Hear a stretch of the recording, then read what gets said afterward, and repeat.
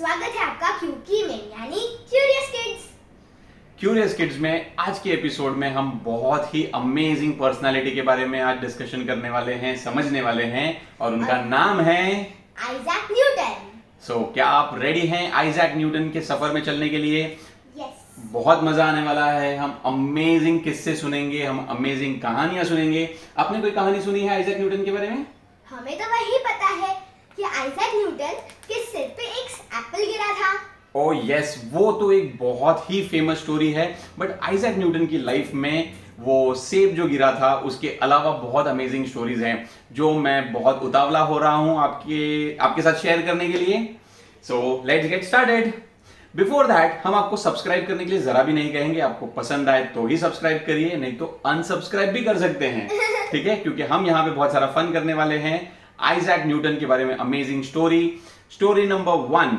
Isaac Newton का जब जन्म हुआ था तो उनकी मम्मी ने उनका नाम आइजैक न्यूटन क्यों रखा पता है?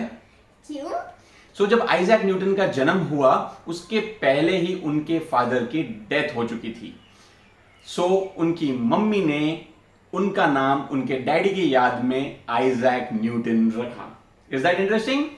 आइजैक न्यूटन की मम्मी का नाम क्या था? राइट, ये है स्टोरी नंबर 2। आइजैक न्यूटन की मम्मी का नाम था हैना न्यूटन। इसको कमाल की बात। इसको याद रखना थोड़ा सा डिफिकल्ट हो जाता है, तो हमने इजी फॉर्मूला बनाया। What is the formula? हैना कमाल की बात। हैना आइजैक न्यूटन। ओके, इस तरीके से हम याद रख सकते हैं। हैना आइजैक न्यूटन, हिंदी वाला हैना। Story number 3। आइजैक न्यूटन का जन्म हुआ था 25 दिसंबर 1642 यानी क्रिसमस डे। यस, याद रखने के लिए बहुत आसान है। क्रिसमस डे आज से लगभग 300 साल पहले, okay, 280 years to be precise. Isaac Newton का जब जन्म हुआ तो he was a premature baby. Do you know what is a premature baby?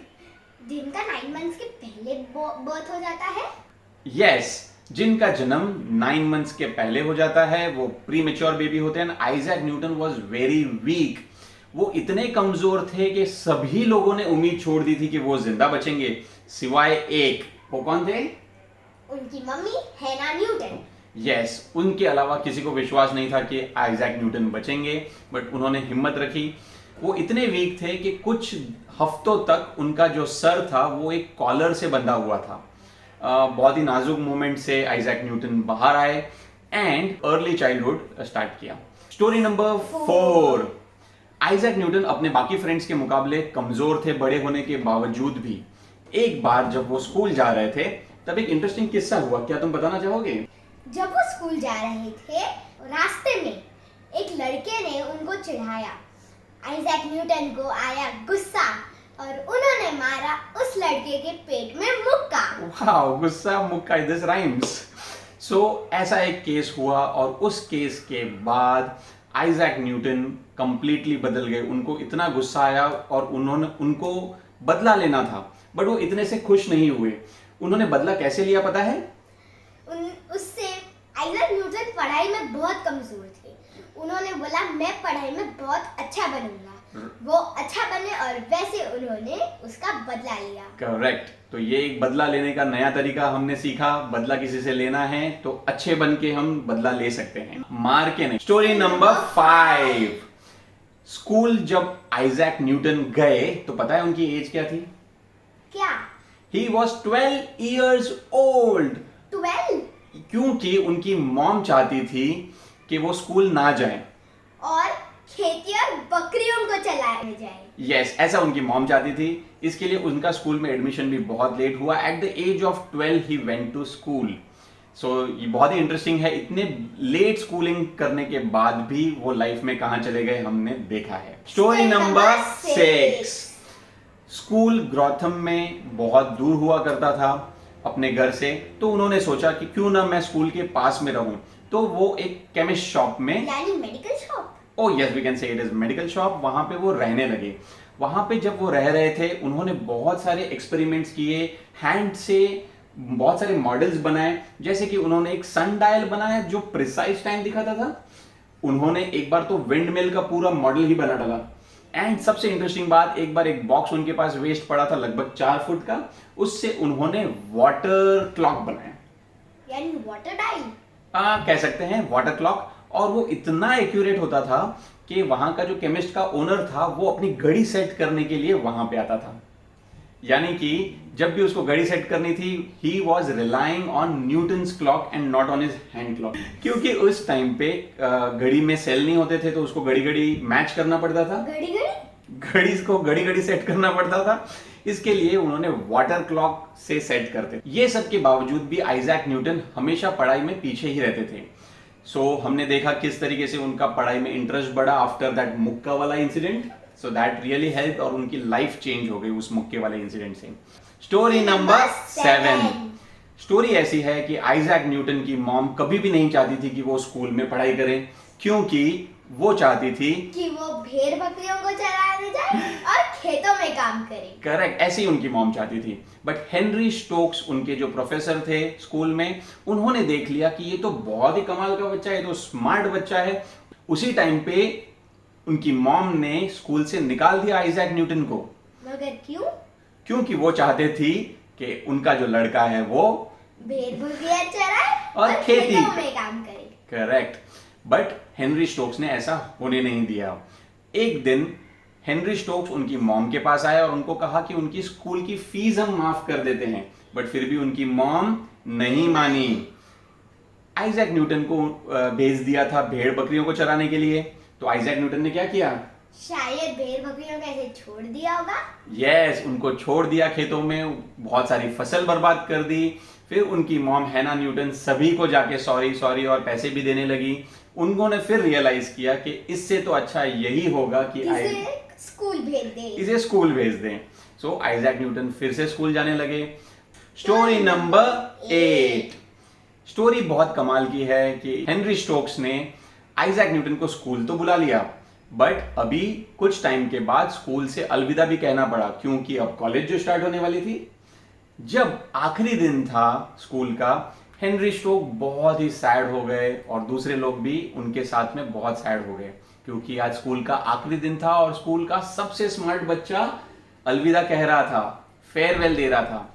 उस टाइम पे आइजैक न्यूटन ने अपने क्लासरूम की खिड़की पे 2 शब्द ऐसे लिखे जो आज भी उनकी हैंडराइटिंग में है, और that's a tourist spot. Yes, लोग आज भी देखने जाते हैं वहां पे उनको, उनकी हैंडराइटिंग को देखने के लिए, वो स्पॉट को विजिट करने के लिए, वो स्कूल को विजिट करने के लिए जहां आइजैक न्यूटन पढ़े थे। एंड वो 2 शब्द हैं आई न्यूटन। यस, आई न्यूटन, ऐसा जो खिड़की पे लिखा था उन्होंने, वो आज भी वहां पे लोगों को इंस्पायर करते हैं, एनकरेज करते हैं।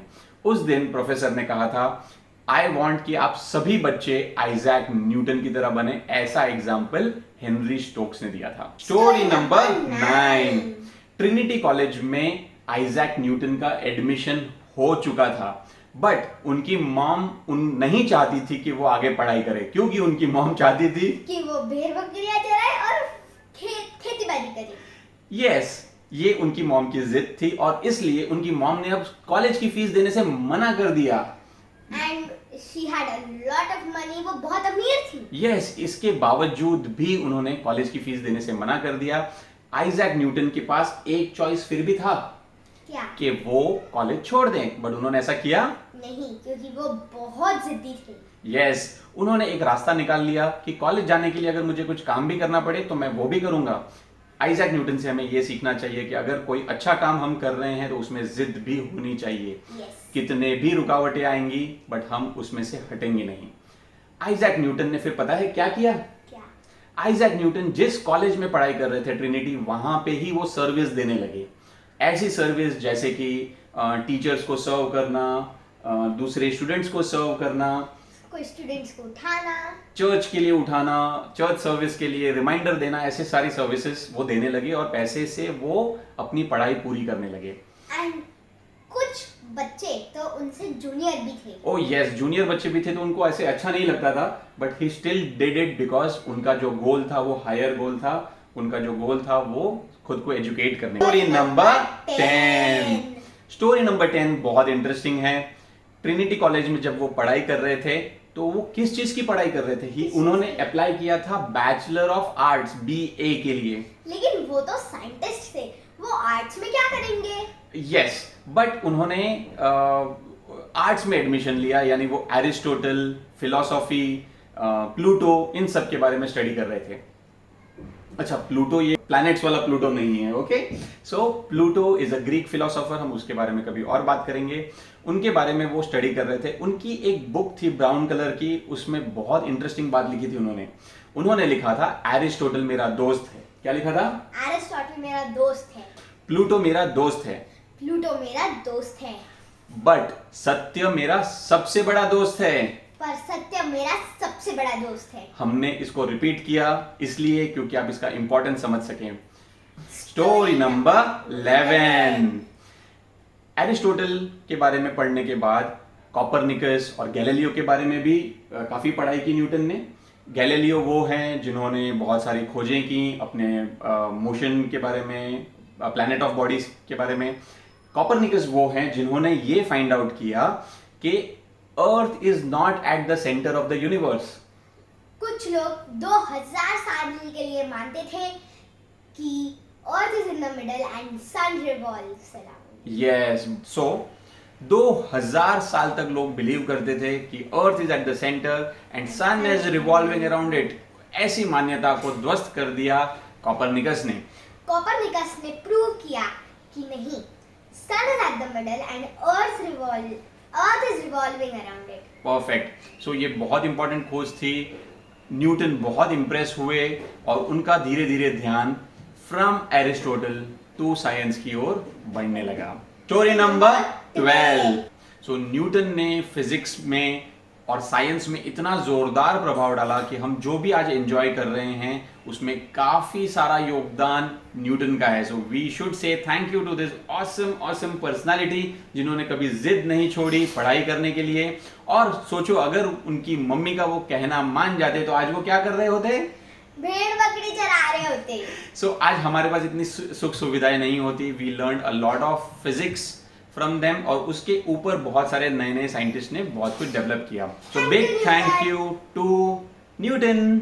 एक स्टोरी हम सभी लोग सुनते हैं, वो है न्यूटन के सर पे सेब गिरना। सो ये बहुत कॉमन स्टोरी है, सभी लोग जानते हैं। बट न्यूटन ने उसके बाद अपना एक्सपेरिमेंट जारी रखा। उसने बॉल फेंके, बहुत सारी चीजें फेंकी। उसने देखा कि वो तो नीचे ही गिर रहे हैं, बट उसके दिमाग में गिर रहे हैं तो moon, stars and other planets नीचे क्यों नहीं गिरते?